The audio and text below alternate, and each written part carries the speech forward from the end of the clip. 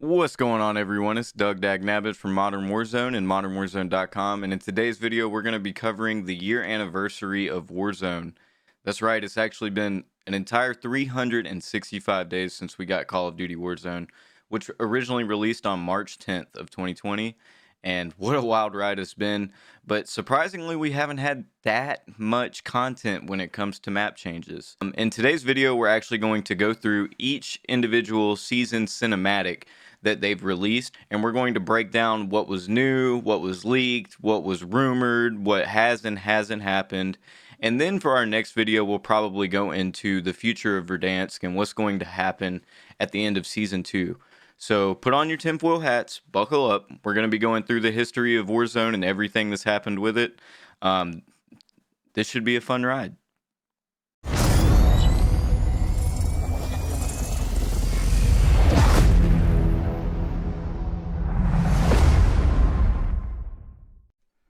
Alright, so the way we're going to do this, we're just going to start from the beginning. I've combined all of the trailers to actually adding meaningful content. We're not going to go through every single operator or new weapon, but I will pause the video at moments to let you know key things that were being teased of being added soon. So here we go. The contraband contracts that weren't even in the game yet. So that was our first announcement of Warzone, clearly. Now we're going to move straight into Season 4, because Season 3 didn't add anything meaningful, really. Warzone came out right before Season 3.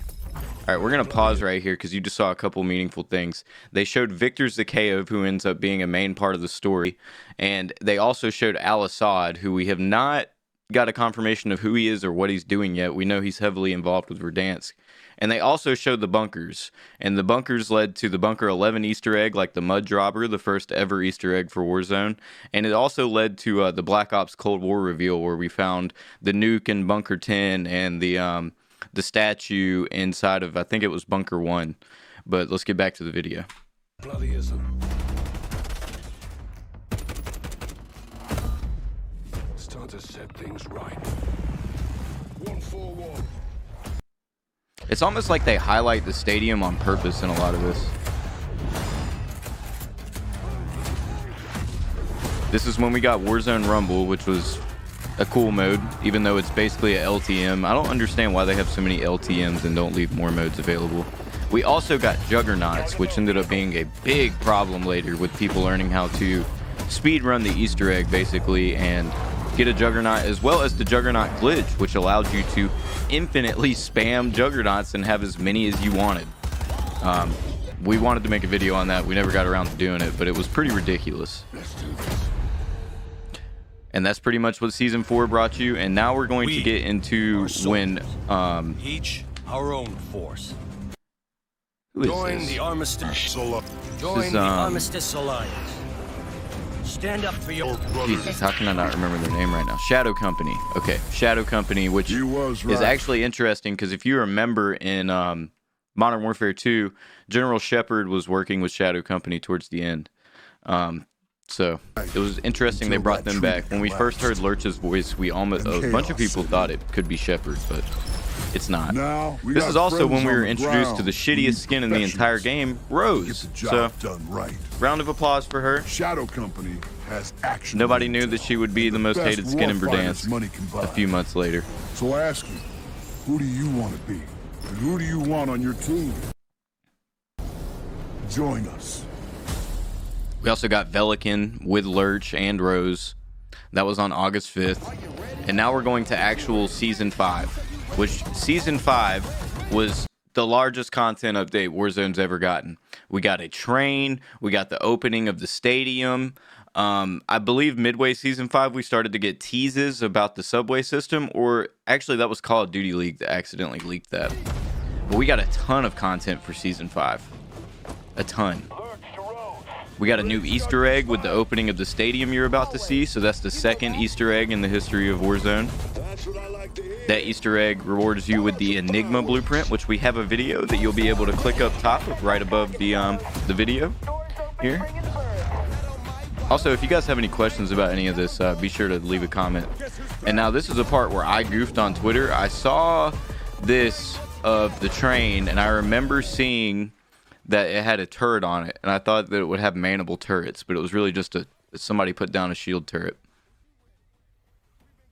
Oh, yeah, that was the part I was forgetting. They also completely opened up the bottom of train station out of nowhere. And we got zip lines, which is a huge addition. People thought it would help a ton. It doesn't really help a ton. We need more to combat very high verticality in Warzone. But hopefully the upcoming map fixes that for us. No more downtown. I turned this down because I would get DMCA'd if I didn't. And then we had Season 5 on August 5th was when it released. Now we're going to move on to Season 6. And as you can already see, they're making it a focal point that we got the metro subway stations added with Season 6. We also got Farah and Nikolai as new operators. And we also got the Haunting of Verdansk event towards the end of... it was the mid-season event, if I recall correctly. And this also introduced the third Warzone Easter egg, which we're going to leave a link in the description and as well as above for you to check out if you haven't done them yet. One thing to note is all of the Easter eggs are currently disabled because all of the locations for them are partially closed due to the zombie outbreak spreading from the Vodianoi, which actually just spread to prison as of recording this video.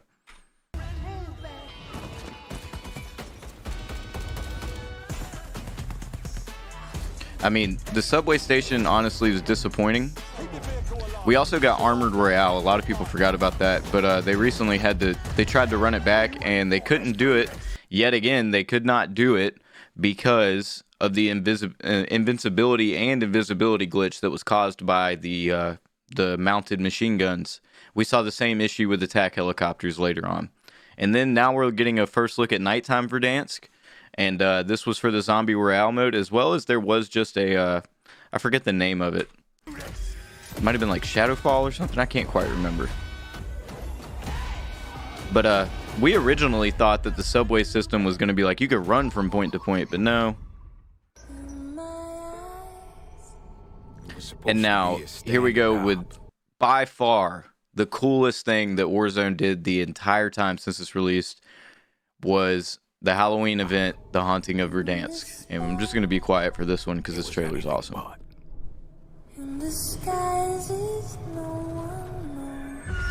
I still say nothing on earth can scare me.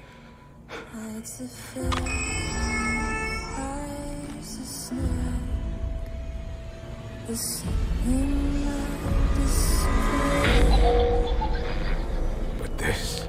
Oh, and this is a reminder to all of you who complain about unrealistic skins and things that have been coming to Warzone. Shut up.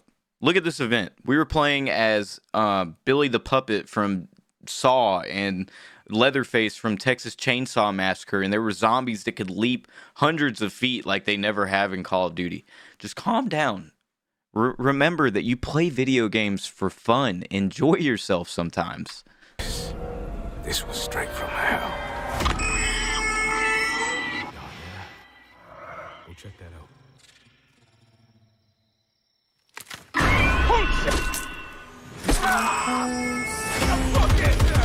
Go, go, go. You guys get the gist. You guys all remember this mode.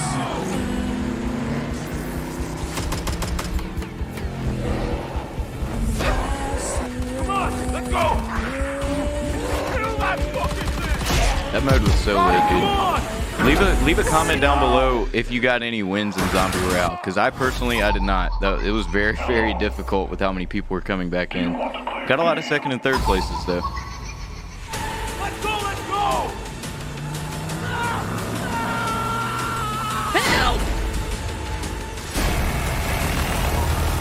We still had juggernauts at this point.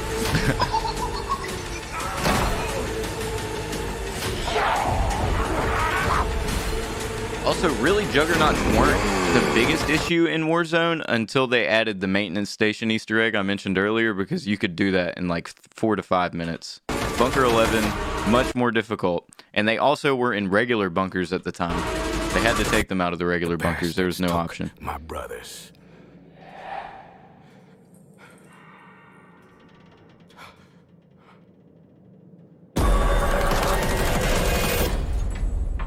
That's why I'm going back.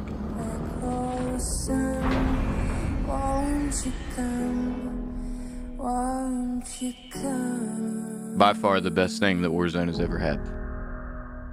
I wanted to keep this video short, but I also want to make sure I go through most of it.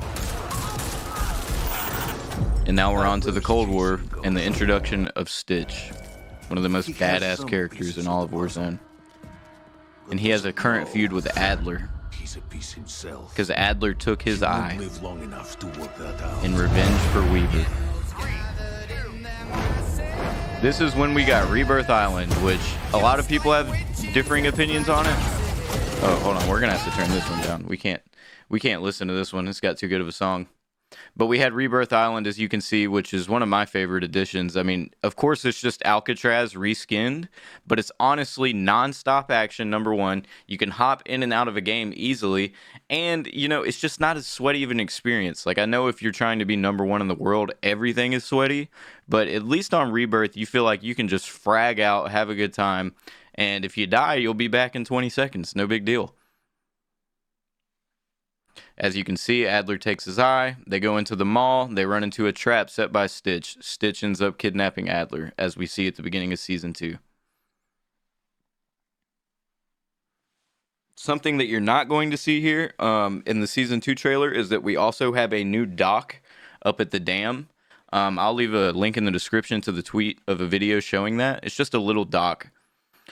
But now we're getting into where we currently are with Warzone. We're at Season 2. This is the nuke at Bunker 10. You can clearly tell because that looks exactly as the same room. They opened up 3 new missile silos underneath the Spomenik Russian war monuments throughout the map. And this is all just foreshadowing the nuke hitting Verdansk. And we haven't even got to the zombies part yet, but they want you to know that these missiles are a very big point of interest. You need to pay attention.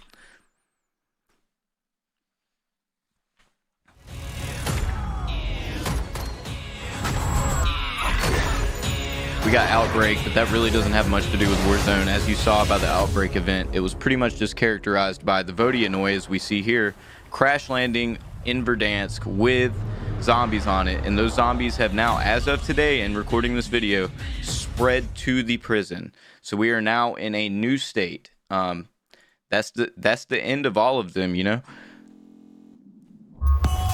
There's really not that much that has changed in Verdansk. You know, we got a train, we got the stadium being blown open, we have a new shipwreck, we've gotten Easter eggs. I forgot to mention that there's a 4th Easter egg on Rebirth Island. I'm not sure if that one can still be completed, but I know the rest can't. We've gotten a ton of new operators and a ton of bundles, but when it comes to content that's changed the map, as in things like Fortnite does and adding new POIs once a week, Warzone's really been lacking. So hopefully with this new switch to the next map in the Ural Mountains, as it's been leaked, we get a lot more regular content updates that aren't just bundles that you have to pay money for, operator skins that do nothing to actually change the way you play the game, or like an attack helicopter that they have to remove for a bug, but we actually get meaningful POI updates that change the flow of rotations in a normal game of Warzone. But that's going to do it for today's video. I hope you enjoyed the recap of everything that's been added into Verdansk and everything that's happened with Warzone over the past year. Things are really starting to heat up. That's all I have to say. If you follow us on Twitter at Modern Warzone, you already know. We're always trying to stay on top of things. If you liked or enjoyed this content and want to see more of it, please drop a like, drop a subscription on our YouTube channel. We're really going to try to start pumping out content here. And if you subscribe and ring that bell, you have no idea how much that helps me motivationally, as well as lets me know that this is the type of content you want to see. If you have any suggestions or anything else you'd like to see me do, be sure to read it or put it down in the comments down below. I'm going to do my best to respond to you guys when I see a question that somebody else can't answer. But until then, this is Doug from Modern Warzone. We're going dark.